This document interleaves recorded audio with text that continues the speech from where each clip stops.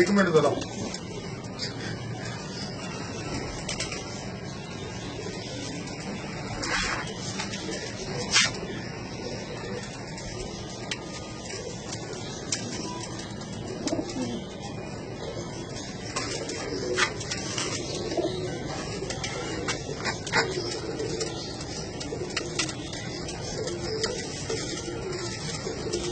माशाल्लाह दोस्तों, ये उस्ताद इरफान साहब के घर के कबूतर हैं और बहुत ज़्यादा रिजल्ट है जेठ में इनका।